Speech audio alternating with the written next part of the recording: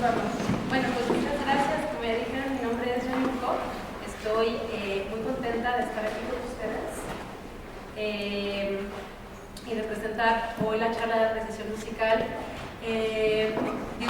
Creo que para mí la música es como la comida, ¿no? A la hora que comemos, saboreamos, ¿no? Y no estamos como razonando todo el tiempo, pero cuando está la curiosidad de decir, ¿pero qué es esto? ¿No? Y nos comenzamos a preguntar qué es, qué tiene, y empezamos a aprender a descifrar olores, ingredientes, procesos de cocinado, etcétera, nos empieza a saber más rico, ¿no? Entonces creo que ustedes están aquí, supongo, porque quieren expandir su experiencia el día de hoy, y me llena de mucho honor poder compartirles un poquito sobre el programa, que hoy el programa tiene la particularidad de que no tiene como una estructura tradicional, digamos, como obertura, concierto y, no sé, sinfonía, sino que vamos a escuchar piezas un poco más cortas de diferentes compositores y compositoras, dos de ellas también a propósito del marco del Día de la Conmemoración contra la Violencia de las Mujeres, ¿no? Que es el sábado, el 8 de marzo.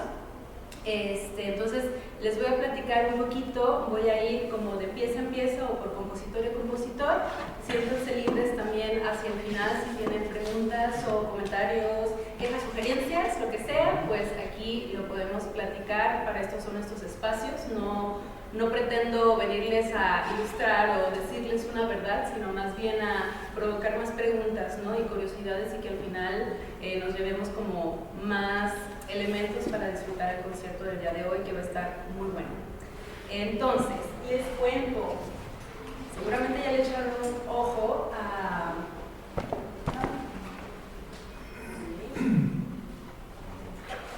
al programa un poquito, que va a comenzar con una compositora súper interesante, Emily Mayer, alemana, que fue pionera en su tiempo y que lamentablemente no es tan reconocida todavía como lo debió haber sido desde un principio después de su muerte. Voy a estar leyendo un poquito más. Ella nació y vivió en una era donde pues, las mujeres compositoras no tenían muchas oportunidades en absoluto, ¿no? Sus obras, si es que se interpretaban, estaban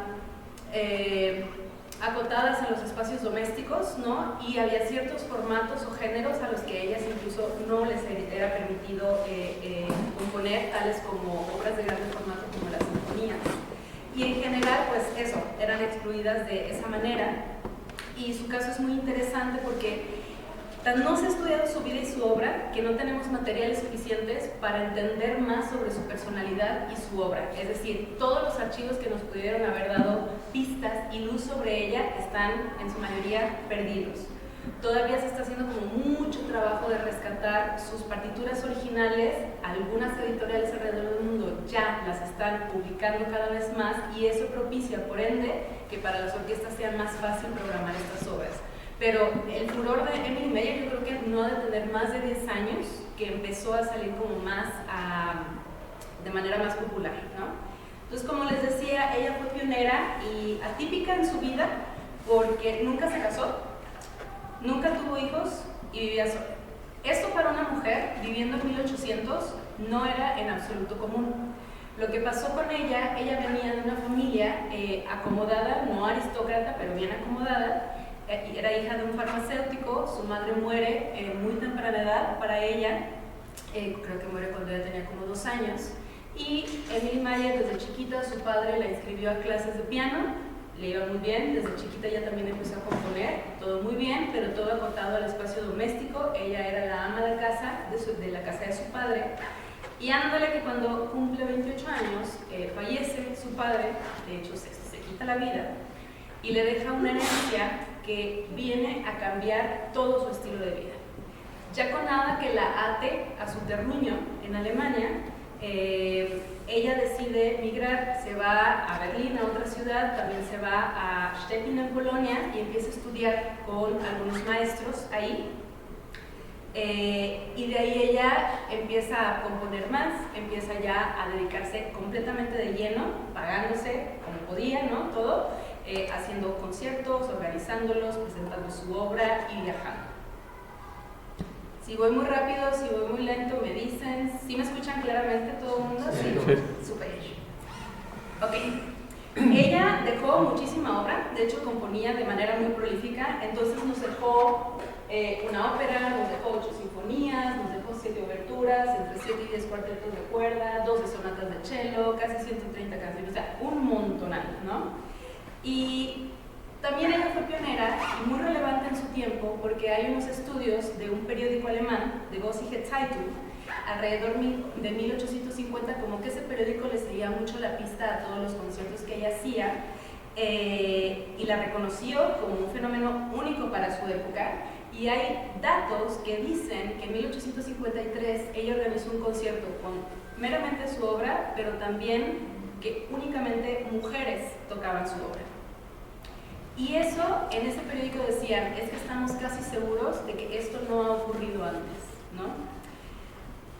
Pero imagínense qué retador ha de haber sido para ella vivir en un tiempo donde tú no podías estudiar composición, por supuesto, en ninguna universidad, y si tenías los medios, si tenías la suerte de que tu familia te dejara o tu esposo te dejara estudiar, solo lo podías hacer de manera privada. Entonces ahí pues ya no, el punto de partida en el juego ya no es el mismo, ¿no?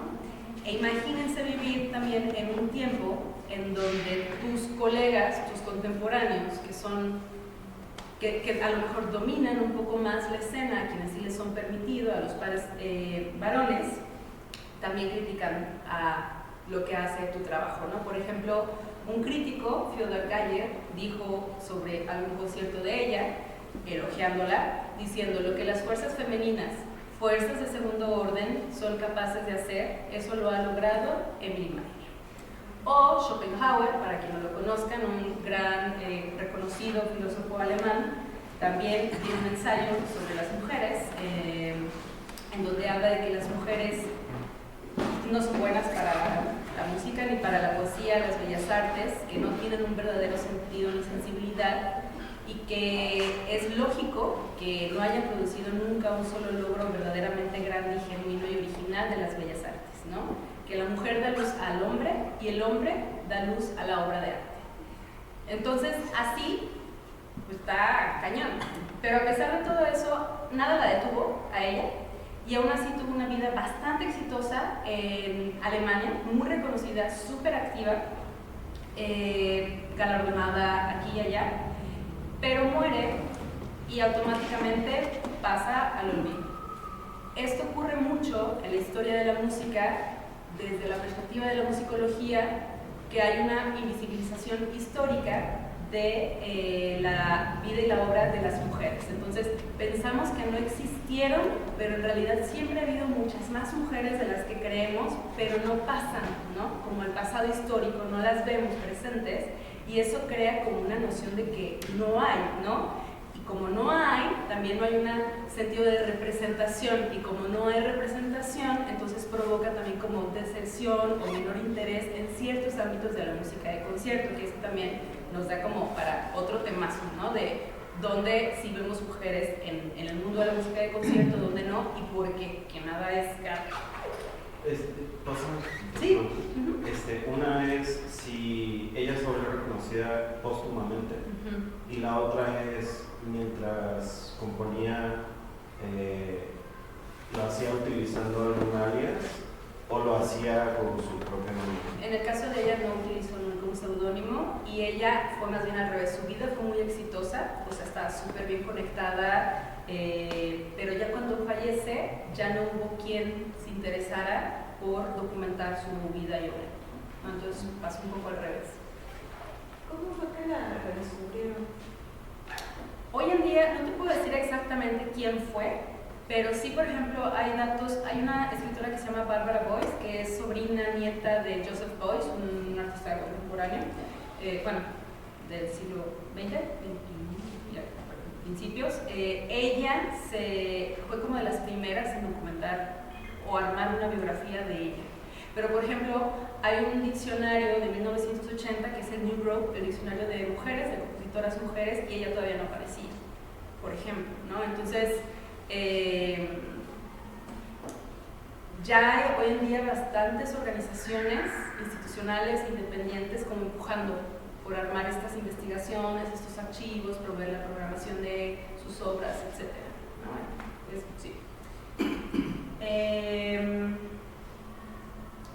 Y bueno, sobre su obra, hoy vamos a escuchar la obertura a Fausto, que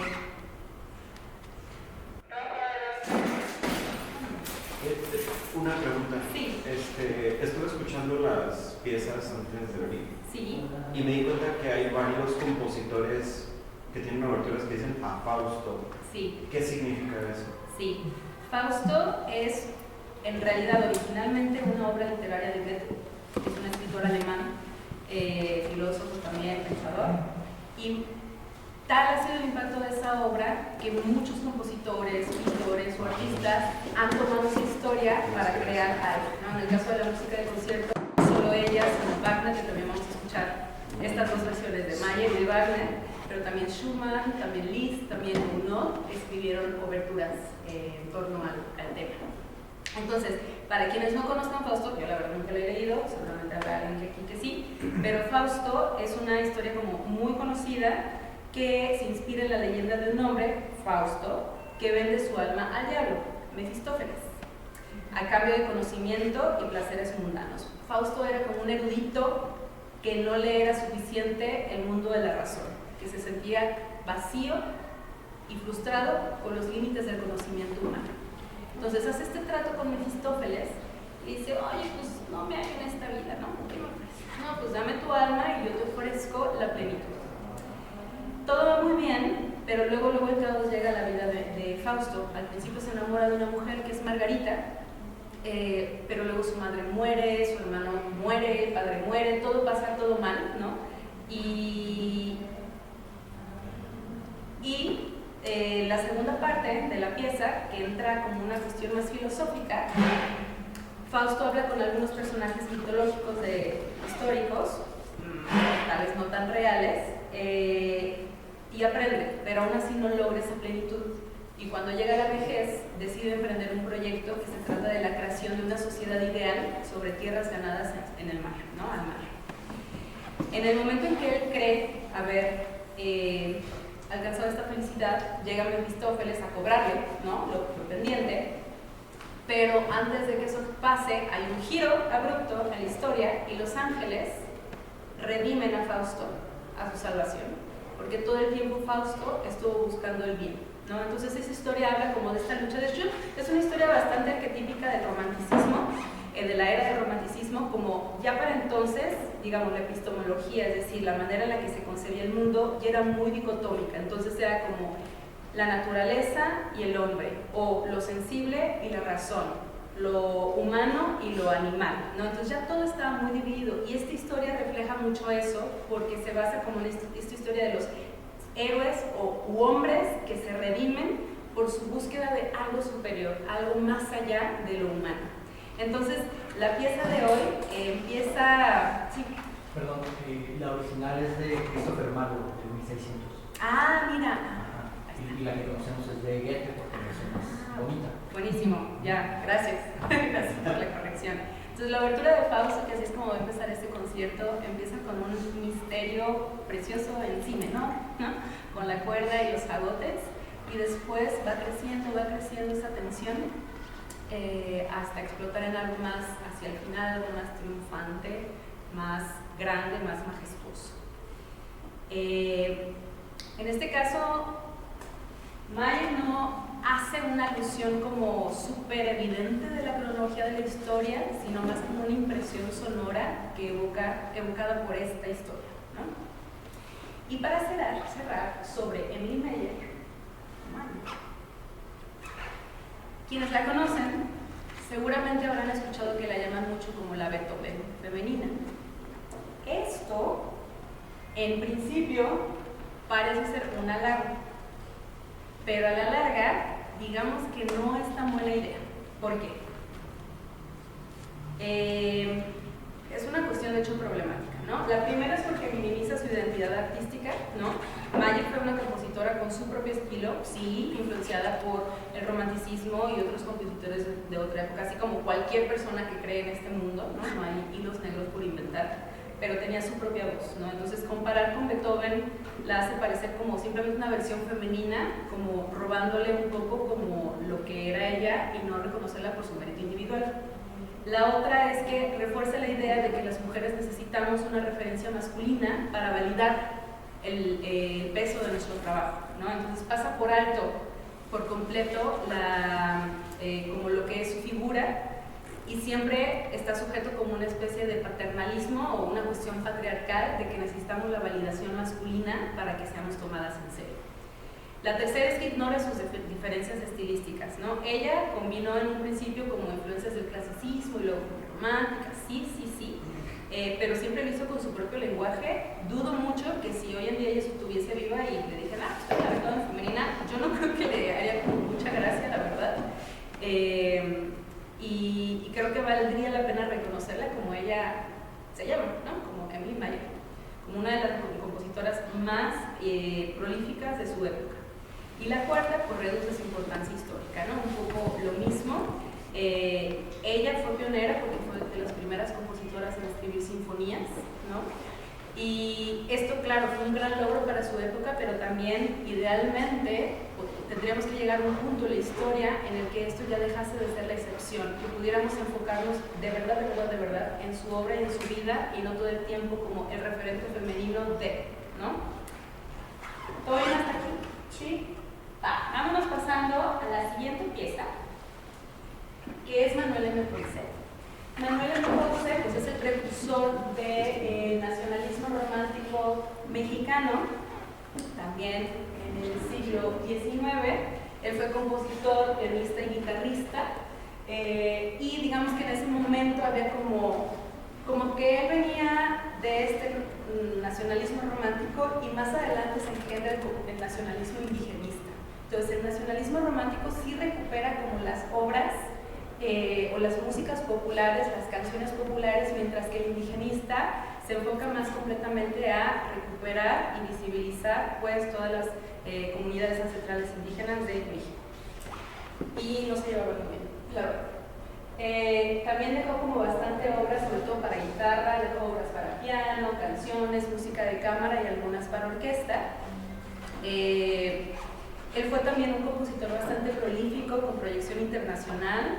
Quizá algunos de ustedes habrán escuchado la de Estrellita, que es como una de sus melodías más famosas, que se ha tocado en todas partes, súper bonita, o incluso Las Mañanitas, que también se le atribuye cierto grado de autoría.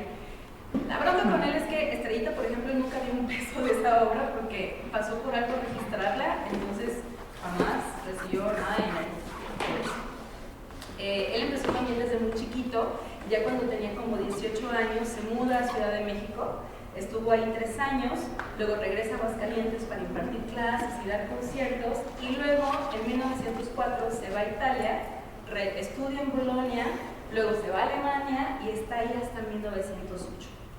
Ya para 1912 él empieza a tener como mayor popularidad, mayor experiencia, y se estrena su concierto para piano y orquesta a cargo de Julián Carrillo, bajo la dirección de él, con la Sinfónica de México.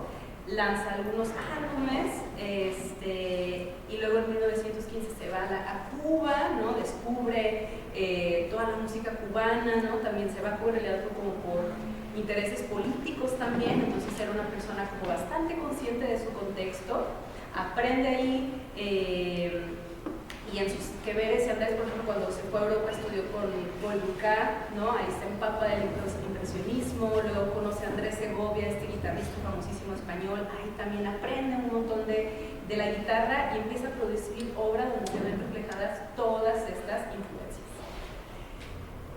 Está bien interesante porque cuando se va a Europa, M. Ponce ya tenía 43 años y se licenció a los 50 años. Entonces, nunca es tarde. Quienes tengan ahí cosas pendientes. Se licencia, regresa y me parece que se convirtió como en director del Conservatorio Nacional en algún momento. Pocos años antes de su muerte recibe el Premio Nacional de la Ciencia y las Artes por parte de México y fallece, ¿no? Y hoy vamos a... pero sí, y les digo, él venía más bien como del contexto del porfiriato. Mucha de su obra se produce más bien como antes de la Revolución Mexicana. Entonces, como estos ideales más relacionados con la élite, con la música de salón, quizá nos identifican más con lo que a Ponce le gustaba, ¿no? Entonces, él creía que era un deber, ¿no? Como tomar estas melodías populares, embellecerlas, ¿no? Pasarlas por un proceso para que dignificaran la música popular. Como les digo, los indigenistas no estaban a favor de esto, decían que pues, lo que era bello y suficiente. ¿No? De hecho, la obra que vamos a escuchar de él sí se escucha como mexicanizada, ¿no? O sea, como el mexicano en los ritmos. Totalmente. Tal cual lo dices, Ferial es una pieza para orquesta, es un poema sinfónico que retrata una tarde de feria en San Juan de Teotihuacán. Bueno, las ferias generalmente tienen como este trasfondo religioso, ¿no? Lo que provoca la reunión es una ceremonia religiosa, pues y ya después se viene el guateque, ¿no? Él no tenía como pretensiones hiperserias, sino la mera sencillez de admirar y ver esta estampa sonora de este momento.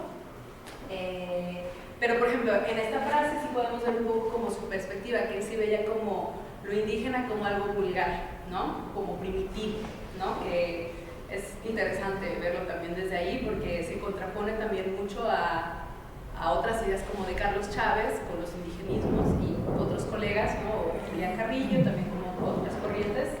Ahí pues son diferentes perspectivas coexistiendo al mismo tiempo. Y pues sí, vamos a escuchar Ferial, una pieza que también nos suena un poquito impresionista a ratos, muy festejosa, muy alegre, ¿no? Y pues ya la escucharán ustedes y ya verán qué impresiones les causa. Ok. Nos vamos a ir a la siguiente pieza, Richard Wagner. ¿Alguien de aquí es fan de Richard Wagner?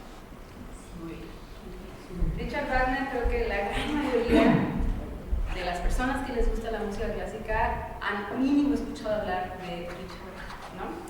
Él ha sido uno de los compositores más influyentes y revolucionarios de la historia de la música clásica y es conocido especialmente por sus óperas y por lo innovador que fue como su enfoque hacia la composición musical y la dramaturgia. Él metía mano en todo, no solo escribía la música, escribía los libretos, se metía en cuestiones de dirección, influenció también un montón de desarrollos de la arquitectura acústica, ¿no? Para mejorar la acústica de los teatros, etc. Y es muy conocido de él la idea del Gesamtkunstwerk, que es como la ópera total, y para él la ópera integraba como todos los elementos que el arte podía tener, ¿no? O sea, como pintura, porque la escenografía, o sea, lo visual, lo coreográfico, ¿no? Lo teatral, lo musical, todo lo ponía ahí. Y también por el leitmotiv, que le daba como un tema a cada personaje y este tema se iba desarrollando a lo largo de la historia. Y ha tenido tal impacto que, por ejemplo, a quien le gusta Star Wars, ahí podemos ver la influencia bastante con la música de John Williams, que él también utiliza mucho el leitmotiv, ¿no? O sea, como el tema, no sé, de la princesa Leia, o el tema de Yoda, eso también está como súper presente en la cultura pop de hoy en día, para que se den una idea del legado que él ha dejado. Aún así, también es un personaje hiper polémico, porque la verdad era bien racista y antisemita, ¿no? Él él escribió bastantes ensayos, pues haciendo evidente su aversión hacia los judíos, ¿no? Incluso, aunque no era de su época, años después, figuras como Hitler se apropian de eso, ¿no? Y lo toman como el estandarte del arte que sí era aprobado para el nacionalsocialismo de la época. No es como que la obra de Wagner sea tan evidente estos pensares, no es como que veamos en sus óperas personajes judíos, pero de pronto sí pasa que algunos villanos tienen las características que él veía como debilidades en las personas judías, ¿no? Sin decirlo, y luego lo compruebas con sus ensayos, donde sí hace declaraciones duras, y pues sí, sobre todo en las últimas décadas, ha habido ya un refrescar en cómo ver a estos artistas, ¿no? Trae a la mesa importantes temas tales como ¿deberíamos separar al artista de la obra o no? Y hoy vamos a escuchar 3 obras de él. Disculpa, sí. Con respecto a ese otro tema de separar al artista de la obra, Sí. ¿hay algún autor, ensayo o idea que recomiendas investigar? En este momento no me viene a la mente exactamente un autor, pero sí te puedo decir mucho desde la musicología feminista por hablar de temas relativos a la música como tal. Sí hay bastantes autoras, desde los 80s la musicología feminista empezó a empujar bastante, ¿no? Entonces te puedo decir Susan McClary o Lucy Green, ellas tienen alguno, o Linda Nochlin también, en el arte en general, tienen ensayos relevantes y como punto de partida como para entender estas perspectivas, que igual, claro, es un tema bien interesante de hablar y abordar, ¿no? Gracias. Sí, de nada. Y no sé, yo por ejemplo te puedo compartir como, a mí lo que me gusta imaginar, porque no creo como en la censura, no creo que esa sea una solución a nada, no les diría, no, ya no nos gusta Wagner, ¿no? Porque era un desgraciado, ¿no? Pero sí como escuchar en perspectiva, ¿no? Yo me gusta hacerme la pregunta cuando hay casos así, digo, podemos hablar de otros personajes vivos como Woody Allen, ¿no? Un poco lo mismo. Y me gusta pensar como en el caso de Wagner o Emily Mayer, ¿cómo se percibiría si estos personajes estuvieran vivos ahorita? ¿Con quién me sentiría más afín, no? ¿Qué tanto gustaría? Digo, hoy en día están pasando como cosas loquísimas, ¿no? Con los resurgimientos también de ciertos gobiernos de ultraderecha. Y está pasando ante nuestros ojos, ¿no? Entonces como que me gusta preguntarme como, ¿cómo lo masticaría, no? Y probablemente, ¿serían mis amistades personajes así? No sé. Y aún así puedo apreciar como, pues sí, lo que hace es de buena calidad, pero eso no lo hace buena persona, ¿no? Y yo no quiero tratar con personas que no intentan ser buenas, ¿no? Entonces, pero bueno, cada quien puede tener su opinión y aquí nos podemos aventar así 2 horas para platicar de eso, pero mi invitación es más bien como a escuchar en perspectiva, ¿no? Ya no me voy a detener tanto porque el tiempo apremia. En las obras que van a escuchar hoy, vamos a escuchar 3.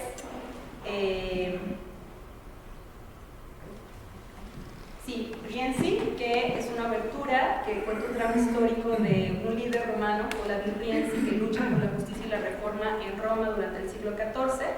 Luego está la abertura Tannhäuser, perdón, me falta de ortografía, que mezcla también temas de la mitología medieval alemana, como el tema del amor, el conflicto entre lo terrenal y lo divino. Tannhäuser es un trovador que lucha con su deseo de redención, y su atracción hacia el amor carnal, ¿no? Entonces hay un personaje representado por Venus, que es como lo sensual, y un canto de los caballeros, que es lo racional, como les decía, como este arquetipo del romanticismo, ¿no? Esta división de lo sensual, lo racional, de hombre, mujer, ¿no? Y de Fausto, bueno, ya conocen la historia. No me voy a detener más aquí. Me parece que Wagner sin duda ha dejado un legado irrefutable en la historia de la música, pero lo cierto es que creo que la ocasión más especial de hoy es la obra de Emily Mayer, y como vamos a ver ahora también con la obra de Julieta Marón, porque a ella sí las escuchamos y quién sabe hasta cuándo. De Wagner, vi que Rienzi es toda son como 3 discos y dura muchísimo. ¿Sabes qué es lo que vamos a escuchar? O sea, vamos a escuchar un fragmento nada más. Vamos a escuchar la obertura. Rienzi es una ópera, igual que Fausto, igual que Tannhäuser, y el Wagner, pues, era atascadón, ¿no? Entonces sus óperas eran bastante largas, porque contaban historias míticas, épicas, larguísimas, también como más propia de su época. Entonces, hoy vamos a escuchar la obertura. En la obertura, lo que ocurre es que, haz de cuenta que es el tráiler de la película.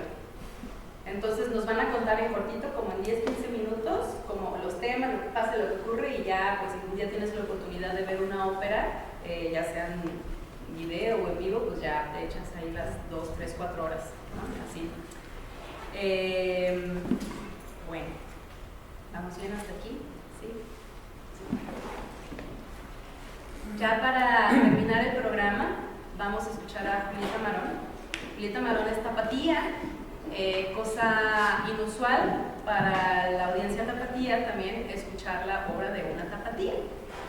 Julieta Marón tiene una trayectoria multidisciplinaria. Ella está entre la comunicación, la música y las artes visuales. En la música, ella comienza su carrera más bien como guitarrista. También es compositora, por supuesto, también es cantante, muy camaleónica en sus estilos, tanto tiene música de cámara y obra orquestal, como tiene también discos de como rock o pop alternativo. Entonces ha sido como muy prolífica, muy diversa en sus prácticas y también, por supuesto, un referente dada su estrecha relación con la radio de la Universidad de Guadalajara. Ella ha sido directora de esta institución también. Entonces es una persona que ha reunido sus saberes de bastantes maneras.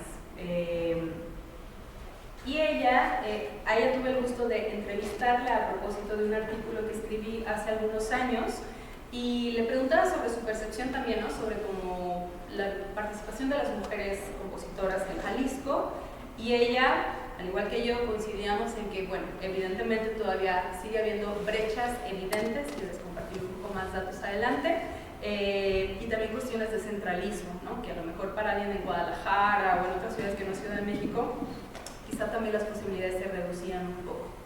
La pieza que vamos a escuchar también tiene este elemento tal como en la obra de Conce.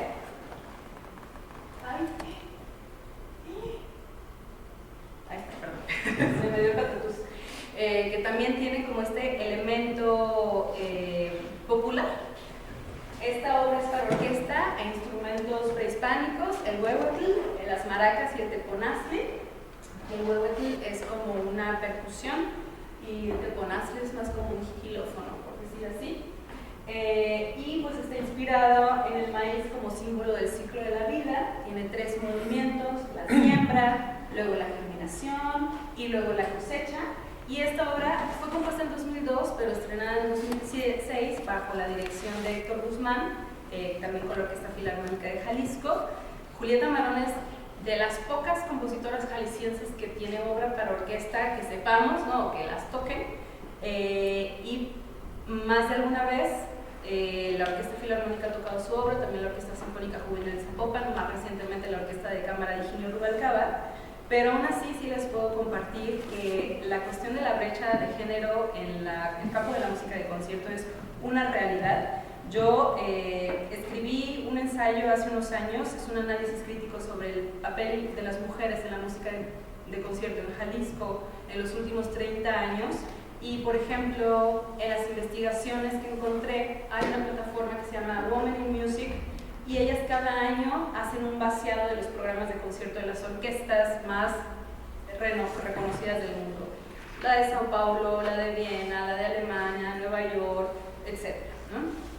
Y hacen una estadística por relación de género, y al menos para el 2019 la proporción era que alrededor del 96.4%, me parece, de la obra que se programaba es de compositores hombres, en su mayoría hombres pues del lado europeo, ¿no? De siglos pasados, y pues eso dejaba un 3.6% a presencia de mujeres. La verdad, con números así no podemos decir que hay equidad, ¿no? O sea, no hay manera de defenderlo. Y hoy en día creo que gracias a los movimientos feministas están empujando y están acelerando ese proceso para que poco a poco la balanza se vaya equilibrando, pero aún así creo que de 100 no, o sea, de 100 es como 90 a 10 todavía, ¿no? Por ejemplo, aquí con la Orquesta Filarmónica de Jalisco no es como que haga un comercial, pero la verdad, con la administración y bajo la dirección del director José Luis Castillo, han tocado todas las compositoras que no se han tocado en los últimos 30 años, ¿no? En este análisis yo también hice un análisis de cuántas compositoras se habían tocado y no habían sido más de 10 en casi 30 años, ¿no? Jaliscienses nada más habían sido una, Julieta Marón y Consuelito Velázquez, ¿no? Y en los últimos 3 años sí hemos escuchado otros nombres como Kaya Sariajo, Dora Vera, Florence Price, Marisa Resende, Celia Torra, Carola Obermüller, Marcela Rodríguez y un largo etcétera, ¿no? Entonces ojalá que esta perspectiva siga, ¿no? Y que siga hasta que se nos haga normal, ¿no? Que no solo ocurre en el campo de las compositoras, sino también en otros ámbitos, como ya les he dicho, que eso nos da para otras charlas, como la dirección, como las cuestiones tecnológicas, como las percusiones o instrumentos grandes o pesados para cargar, ¿no? Y todo eso tiene que ver con constructos sociales, no es nada gratuito en ningún momento. Y pues nada, eso creo que es todo, no les quiero quitar tanto tiempo, igual si tienen preguntas, comentarios, los podemos platicar. Nada más antes, justo tengo 2, 3 libros. De esto se llama Investigación Musical desde Jalisco, es editado por el doctor Gabriel Parellón y tiene diferentes ensayos de diferentes investigadores y diferentes temas de Jalisco, entre ellos uno mío, se los regalo. Entonces, digo, no sé si hacemos tómbola o nada más hacer que esté al final quien lo quiera. Ahí va una, ahí va 2 y ahí va 3. Ok. Tenemos más y también se pueden acercar a lo mejor con la Secretaría de Cultura, podemos ver la forma a lo mejor para que les faciliten libros, porque también la Secretaría de Cultura tiene más ejemplares que les pueden facilitar. Sí, claro, también la otra es que la próxima, quien venga a la siguiente charla podemos tener algunos otros ejemplares para quien no alcance hoy, ¿va? Buenísimo. Quisiera hacer un comentario. Sí. Espero hacer buena síntesis, dado el tiempo. Con la maravilla de la tecnología actual, tristemente sobreutilizada, ojalá que del mundo cultural, autoridades y mundo cultural en general y de la sociedad hubiera forma de promover que quienes queremos acercarnos a conocer más de este arte musical, que pudieran asomarse a cuánto dura cada movimiento de una obra para evitar los aplausos inoportunos que tan mal nos hace quedar espantosamente. Ojalá que desde ahí voy a ver, aquí traigo el programa, bueno, me asomo y veo cuánto va a durar, cuánto cada movimiento. La maravilla de la tecnología lo permite, esa es una. Y así nos iremos haciendo un renombre internacional de conocedor México. El otro, personas que lleguen a un teatro, a cualquier espectáculo, un teléfono celular, y aquí traigo fotos del último concierto, iluminada toda la luneta, ya están en terceros. La persona que está atenta al teléfono o grabando o eso, no está atendiendo la obra. Si usted le pregunta, ¿qué te parece este movimiento? No es que está grabando. ¿A qué vengo?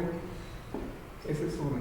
Y ya nada más, tengo más comentarios, pero el último. Se sabe que Wagner mandó a hacer su teatro hablando de esto y lo construyó de manera que las personas no pudieran estar comadreando, inclusive los asientos. Creo que el respaldo alto de alguna forma para no estar en ese constante cuchicheo, porque entonces se están perdiendo cada segundo de una obra. Hay más, pero sí, aquí se me hace nomás. Gracias. De hecho, es muy cierto lo del teatro de Wagner. Se me olvidó exactamente el nombre. Bayreuth. Exacto, Beirut. Y ahí, híjole, tienes que comprar tus boletos como con 3 años de anticipación. De hecho, es una asociación. Te anotas y tienes que esperar mucho tiempo para tener un boleto. Que bueno, digo, respecto al otro, pues claro, creo que hay también muchas formas de escuchar y apreciar. También los protocolos también, hoy en día creo que también, sobre todo en la música de conciertos, son un tema de debate bien interesante, porque por un lado, claro, es una música que sí requiere cierta atención y cierta espacialidad y cierto silencio para apreciar, pero también habrán quienes digan que simplemente cuando las personas reaccionan, no importa si es a mitad de un movimiento o sinfonía o qué, están reaccionando, ¿no? Y les está gustando, ¿no? Entonces eso también creo que habla también de muchas formas, ¿no? De apreciar la música, pero bueno, sí, no sé. ¿Alguien más que quiera? Ajá. ¿Por qué se pensó en el maíz o qué? ¿De dónde surgió la idea para ella? Vi un videíto, de hecho, que la Orquesta Filarmónica publicó justo entrevistándola a ella, y ella creo que tuvo una beca, la de FECA, el programa de estímulos a la creación y el desarrollo artístico de Jalisco, es una beca estatal, y estaba como pensando como, ¿qué la haré? ¿De qué la haré? No sé si antes de aplicar o después, y estaba ella frente a un cuadro, una pintura con temática de una fiesta popular ránica de esta comunidad indígena de Jalisco, Nayarit, y era una fiesta del maíz. Entonces ella hizo clic y quiero hacer algo de eso. Eso fue lo que ella hizo. Sí, exacto. ¿Sí? Sí, ya está todo bien. De maíz. Sí, pues bueno. Tengo otra pregunta. Y es como dislocado un poco de lo que hablamos acá, pero tengo una duda. Noto muchas veces que el concertino durante el transcurso de los movimientos como que lleva más o menos como que la batuta hasta cierto punto, pero también veo que la gente a la que, o sea, los integrantes de la orquesta que están poniendo atención al director, entonces, no sé, a veces se me hace como un poco redundante la figura del concertino, pero no estoy así como lo suficientemente educado para saberlo. Entonces, quería pedir como tu opinión. Bueno, una orquesta es un grupo súper numeroso, ¿no? O sea, mínimo 50 personas y hasta más de 100, ¿no? Entonces, tiene que hacerse un trabajo en equipo bastante organizado para poder tocar programas de concierto en los tiempos más mínimos posibles, ¿no? Porque una orquesta tiene que tocar, o sea, en una temporada es un concierto semanal y es un montón de obra, ¿no? Entonces, la orquesta se organiza por secciones y tiene una estructura más bien jerárquica, digamos, cada sección tiene su principal, y digamos que el concertino o la concertina es la mano derecha del director. Esa persona tiene como un peso un poco para poder como ayudar a organizar el resto de las secciones, es quien afina, tiene cierto grado como de opinión o incluso autoridad con la ausencia del director, por ejemplo, es quien podría tomar como relevo, ¿no? Para poner orden ahí. Es quien pone las arcadas, por ejemplo, para el caso de las cuerdas, o sea, como si te tocas para arriba, para abajo, para adelante, los dedos y cómo. Y eso afecta el resto de las secciones. Entonces también puede a veces incluso trabajar de la mano con el director sin la orquesta, a veces también llega a pasar como para adelantar trabajo, ¿no? Como aquí lo hacemos aquí, y ella sabe. Entonces a la hora de los seccionales, esa persona también ya sabe cómo trabajar a las secciones, por ejemplo, ¿no? Y así se ahorra tiempo, ¿no? Cada sección tiene como su principal y su coprincipal, dependiendo de qué tan numeroso, y sí se necesita ese tipo de organización, evidentemente, igual sea como una estructura más bien jerárquica, pero que sí requiere bastante trabajo en equipo. El peso lo tiene el director, pero se vale como de esos principales para que vaya, es como una especie de democracia, hace falta, ¿no? Así como tienes el presidente, pero... como que la efectividad del concertino es más bien como la organización y lo que pasa antes de entrar como ya de lleno al concierto, y durante el concierto quien manda es pues, el director. Exacto, durante el proceso del trabajo el concertino es quien está ahí, pero a la hora del concierto el concertino o la concertina también está siempre liderando bastante, y si hay solos, esa persona o el principal de la sección, cualquiera, vientos, metal, madera, percusiones, tocan los solos también, por ejemplo. Bueno, pues muchísimas gracias por estar aquí. Deseo con todo corazón que disfruten muchísimo el concierto. Hoy vamos a escuchar como una gama bastante amplia entre 1800 y 1900 de obras de compositores de diferentes latitudes, diferentes sonoridades, y pues nada, nos queda nada más que disfrutarlo y quedo a sus órdenes si tienen alguna duda. Quienes levantaron la mano para el libro, vengan sin palabras. Gracias.